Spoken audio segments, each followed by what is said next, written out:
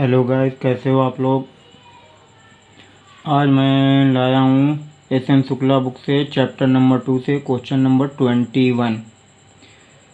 तो क्वेश्चन है XYZ तीन पार्टनर हैं जो इक्वल प्रॉफिट शेयरिंग रेशियो लेते हैं।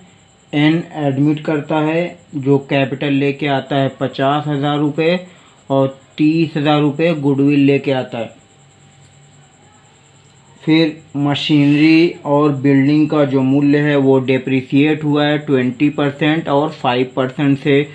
तो 1,75,000 का 20% हमने निकाला तो 35,000 से डेप्रिसिएट हो गया, और बिल्डिंग का हमने 2,30,000 से 5% निकाला तो 11,500 रुपये हमारा डेप्रिसिएट हो गया बिल्डिंग। फिर स्टॉक को रीवैल्यू किया गया है, जो पहले ओल्ड बैलेंस शीट में 75,000 दिया गया था, अभी वो 1,35,000 दिया हुआ है। मीन्स 60,000 का एप्रिसिएट हो गया है स्टॉक। फिर दिया गया डेटर पे जो डाउटफुल रिजर्व है उसका 10% रिजर्व किया गया है डाउटफुल डेब्ट्स के लिए, तो 30,000 डेटर है, उस पर 10% हमने निकाल दिया रिजर्व, तो 3,000 हो गया हमारा। फिर एडजस्टमेंट में दिया हुआ कि आउटस्टैंडिंग एक एक्सपेंसेस है 7,500 रुपीज़ का, उसको हमने टू साइड में लिख लिया।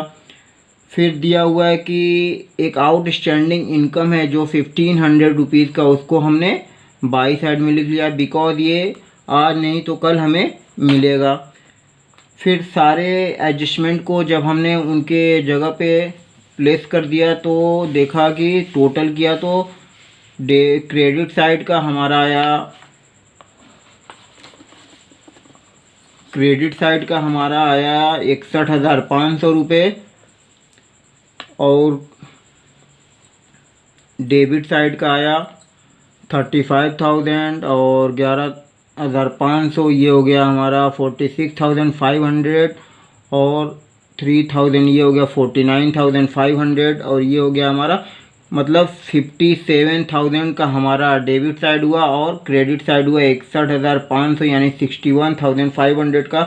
तो मतलब हमारा जो हमारा जो डेबिट साइड है वो कम है, और क्रेडिट साइड जो हमारा है वो ज़्यादा है। मीन्स हमारा 4,500 यानी 4,500 रुपये जो हमारे प्रॉफिट के बच गए, उसको हमने पुराने पार्टनर्स में इक्वल में डिस्ट्रीब्यूट किया, तो 4,500 इंटू 1/3 किया तो 1,500 ईच पार्टनर्स के प्रॉफिट है, जो कि हमारा रीवैल्यूएशन में निकल के आता है 4,500।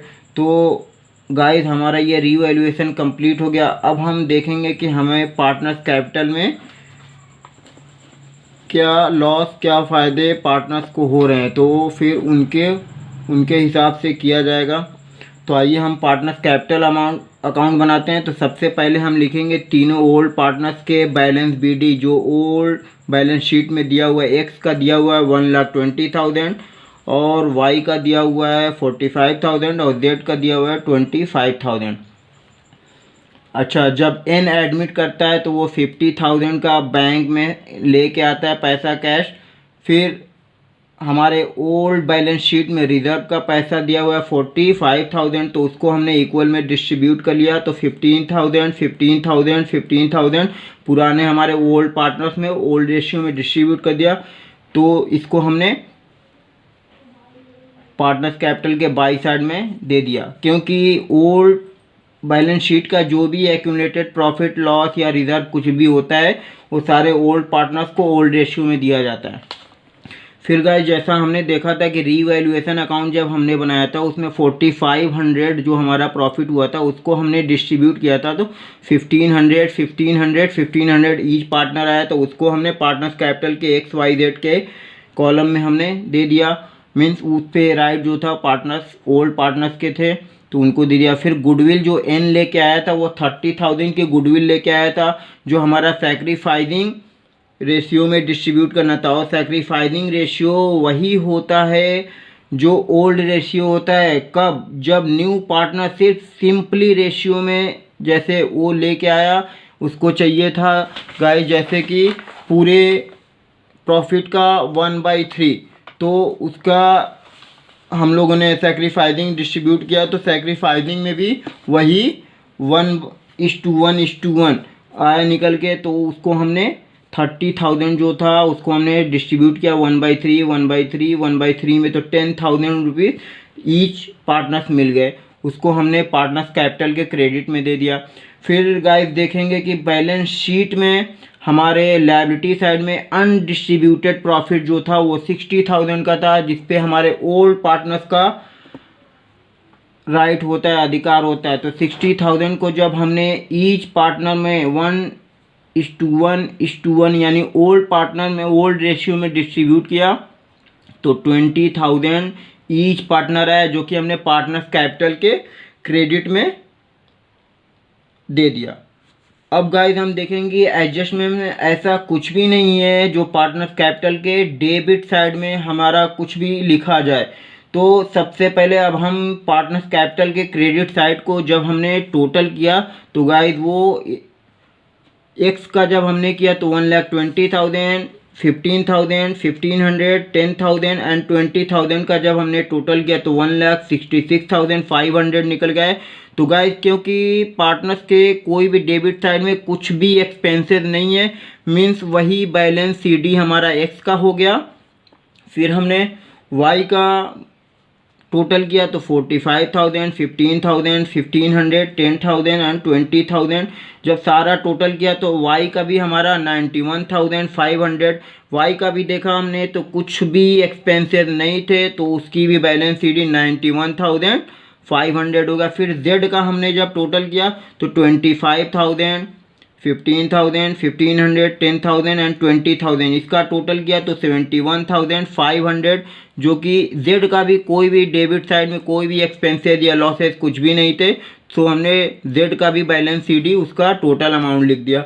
और एन जो 50,000 कैश लेके आया था बैंक में, उसका बैलेंस सीडी वही रह गया। तो देखा गाइस हमने एक्सपेंस पार्टनर्स के कुछ भी नहीं थे, और पार्टनर्स के क्रेडिट साइड में बहुत सारे आइटम थे जो कि हमने उनके जगह फिल कर दिया, और टोटल देखा तो 166,500, 91,500, 71,500 और 50,000 पार्टनर्स कैपिटल का बैलेंस सीडी और टोटल आया। अब हम देखेंगे कि कैश अकाउंट कैसे बनाया जाता है, तो वो अब हम देखेंगे। तो बैंक अकाउंट देखते हैं, बैंक अकाउंट कैसे बनेगा। तो बैंक अकाउंट में देखा हमने बैलेंस शीट में, ओल्ड बैलेंस शीट में दिया हुआ था 15,000, जिसको हमने बैलेंस बीडी के लिए लिख लिया। फिर एन जो है अपना कैपिटल लेके आया था 50,000, वो हमने लिख लिया। फिर उसके बाद गुडविल का अमाउंट लेके आया था 30,000। और गाइस अब ये देखेंगे कि कुछ भी अमाउंट किसी भी पार्टनर्स के को दिया गया है कि नहीं, तो देखा गया कि कोई भी अमाउंट पार्टनर्स को न दिया गया था, सिर्फ लिया ही गया था, क्योंकि नया पार्टनर एडमिट हुआ था। सो बैंक का बैलेंस सीडी हमने निकाला तो 95,000 और ग्रैंड टोटल हमने कर दिया 95,000। तो गाइस ये हमारा बैंक अकाउंट हुआ। अब हम देखेंगे कि आफ्टर न्यू पार्टनर एडमिशन की बैलेंस शीट हमारा क्या होता है। After new partner admission X Y Z and N का जब बैलेंस शीट हमने बनाया, तो सबसे पहले हमने क्या किया कि जो भी हमने बैंक अकाउंट का जो हमारा बैलेंस सीडी था 95,000, वो हमने बैलेंस शीट के एसेट साइड में लिख दिया। फिर डेटर जो था हमारा 30,000 का था, जिससे हमें 10% यानी 3,000 जो हमें रिजर्व करना था, तो हमने उसको माइनस कर दिया, तो हमारा डेटर 27,000 का रिमेनिंग बचा। फिर स्टॉक जो हमारा पहले 75,000 का हुआ था, फिर वो एप्रिसिएट होने के बाद 1,35,000 का था, तो हमने 135,000 लिख लिया। मशीनरी जो हमारा पहले बैलेंस शीट में दिया हुआ था 1,75,000, और उस पर डेप्रीसिएशन चार्ज किया गया था 20%, सो हमारा 35,000 20% था, सो हमने उसको माइनस कर दिया। तो अब हमारे मशीनरी की वैल्यू रहेगी ये 1,40,000। फिर बिल्डिंग जो हमारा ओल्ड बैलेंस शीट में 2,30,000 का था, उस पर हमें 5% का डेप्रीसिएट चार्ज किया गया था, सो हमारा जो डेप्रीसिएशन चार्ज था वो 11,500 रुपये था, और 2,30,000 में से 11,500 रुपये जब हमने माइनस कर दिया, तो हमारे बिल्डिंग की वैल्यू 2,18,500 रुपये रहेगी। और गाइस देखेंगे कि एक एडजस्टमेंट में जो आउटस्टैंडिंग इनकम जो आज नहीं तो कल हमें मिलना था, सो एसेट में उसको हमें शो करना था, सो हमने एसेट में उसको आउटस्टैंडिंग इनकम के नाम से शो कर दिया। अब गाइस हम लायबिलिटी साइड में देखेंगे तो क्रेडिटर हमारा ऑलरेडी 2,30,000 रुपये का था, जो जिसपे कोई भी एडजस्टमेंट नहीं था, तो सो हमने उसको 2,30,000 रुपये में लिख लिया। फिर अब हमने कैपिटल अकाउंट देखा तो गाइस जब हमने पार्टनर्स कैपिटल बनाए थे तो उसमें XYZ के जो बैलेंस CD अमाउंट थे उसको हमने X का 1,66,500 लिख लिया, फिर Y का 91,500 लिख लिया और Z का 71,500 लिख लिया, और जो N 50,000 लेके आया था वो लिख लिया। तो गाइस चारों पार्टनर्स के पूरा टोटल कैपिटल जो हुआ वो 3,79,500 या इसका हमने टोटल किया। और गाइस एडजस्टमेंट में एक और चीज़ थी, आउटस्टैंडिंग एक्सपेंसेस 7,500, सो उसको हमने, क्योंकि ये हमारी लायबिलिटी आज नहीं तो कल देना है, सो उसको भी हमने बैलेंस शीट में लिख लिया। फिर उसके बाद जब हमने लायबिलिटी साइड और एसेट साइड का टोटल किया तो 6,17,000 लायबिलिटी का भी आया और 6,17,000 एसेट साइड का आया। मीन्स गाइस हमारा क्वेश्चन यहाँ पे बिल्कुल सही निकलता है और हमारा जो बैलेंस शीट है वो बिल्कुल मैच कर गया। सो गाइस ये हमारा क्वेश्चन बिल्कुल सही है। और अगर कोई भी शुरू से लेके स्टार्टिंग से लेके कोई भी अगर कुछ भी प्रॉब्लम हो, कहीं पे भी समझ में ना आए, तो प्लीज़ ये कमेंट में बताएं, तो हम उसको फिर से उसको आपको सलूशन बताएंगे, उसकी प्रॉब्लम को दूर करेंगे। और अगर आपको CBSE, ICSE या UP बोर्ड के किसी भी बुक से कोई भी क्वेश्चन का प्रॉब्लम हो तो आप हमें क्वेश्चन कमेंट कर सकते हैं और हम उसका सलूशन जो है आप लोग को वीडियो में अपलोड करेंगे और आप लोग की परेशानियों को दूर करने की कोशिश करेंगे। सो गाइस ये हमारा आज का क्वेश्चन था, सलूशन था उसका। और जो भी दिक्कतें आएँ आप हमें कमेंट कर सकते हैं और प्लीज़ लाइक शेयर कमेंट और अपने दोस्तों को भी शेयर करें। सो गाइस आज का ये क्वेश्चन फिनिश हुआ। नेक्स्ट क्वेश्चन देखते हैं क्या आप लोग को प्रॉब्लम होती है, फिर लेके आते हैं हम। Okay bye bye.